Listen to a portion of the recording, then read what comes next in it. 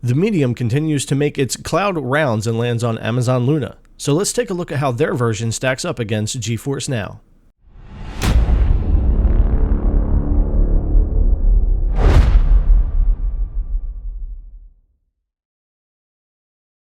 What's up, cloud gamers? Welcome back to the Cloud Gaming Extreme channel, your destination for all things cloud gaming. Today we're going to take a look at the Medium running on Amazon Luna and GeForce Now. This is actually one of the only games I think I've ever played on Amazon Luna that's actually running 30 FPS. It is still a 1080p 60 stream, but the game is 1080p 30, and on GeForce Now we are running a 1080p 60 stream as well, and the game is running 1080p 60 with ray tracing and high settings. We'll take a closer look at the settings here in just a minute, but first let's jump in and take a look at the load times for Luna and GFN.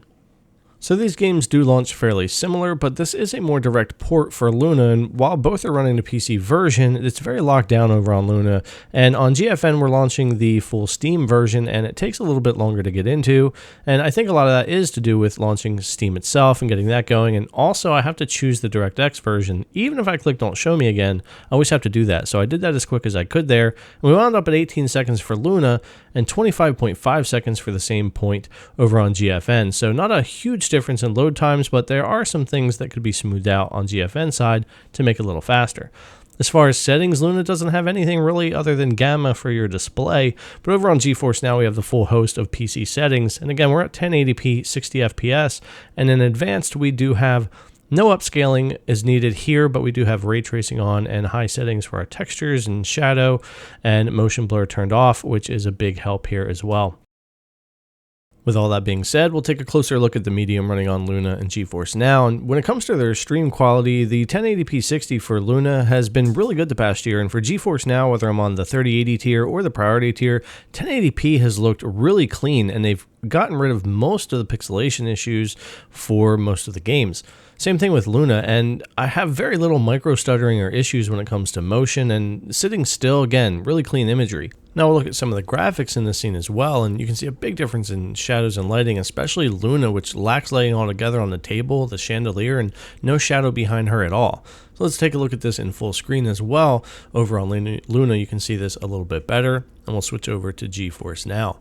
Completely changes the way that the scene feels, and this is why I really enjoy ray tracing and more accurate lighting and shadows and scenes, as it really helps to bring the scene to life more. Looks great on both platforms and no complaint, but just looks much nicer over on GeForce Now. Same with this scene here, with a much sharper and more accurate shadow. Even though this scene is at the exact time of day and place here, you just get a much more accurate representation of the world around you. Now, running through the forest and going through gameplay and doing these type of things, the frame rate isn't a killer when you're talking 30 or 60, but for me, I still felt it in the character models and in the gameplay. And talking about the gameplay a little bit more, the Medium had an interesting mechanic where it would split into two different worlds, and this would be a majority of your gameplay in the game, and you would use the two different worlds to play through the game. And this is a really cool feature, and it put the game only on next-gen consoles and left them off of last-gen and allowed PC to get into the game. So this made me curious of the performance in that split mode, and when it comes to Luna and GFN, of course you'll see the graphical difference in that blinking light right there and many other things, and I do believe the port for Luna here is more based on DirectX 11 anyway, which would account for a lot of the smoothness I had even at 30 FPS, and over on GFN, of course, we're on DirectX 12 with full ray tracing running and pretty much running around 60 FPS there. This doesn't mean that Luna was any less playable. Even at this experience in a slow-paced game like this, and with great input latency, Luna is a great place to play the Medium. But when I'm comparing it directly to GeForce Now here like this, the smoothness of the 60 FPS and the better graphics quality would make me want to play there. But there's a ton of value on Luna where for $5.99 on the channel, this game is included and you can play it, as to where on GFN you would have to purchase it on Steam. So with all that being said, the Medium is a solid port over on Amazon Luna, and being part of the subscription service makes it a huge value. This is a great game for them to get, and it's also a great game to play at that price. It's worth the loss in frame rate and graphic fidelity in my opinion for that value. That's where I would play. However, if I also own a game on Steam as I do, I would prefer to play over on GeForce Now with the increased frame rate and graphic fidelity. Though it's not a need in this game, I would just prefer it myself. But again, it's hard to beat the value of the Medium over on Luna, and it did play great. As far as the stream quality, they've both been on par this past year, as I said in the video, and at 1080p 60, both services as far as Luna and GeForce Now offer a solid and clean 1080p stream, so for that, it's pretty on par as well.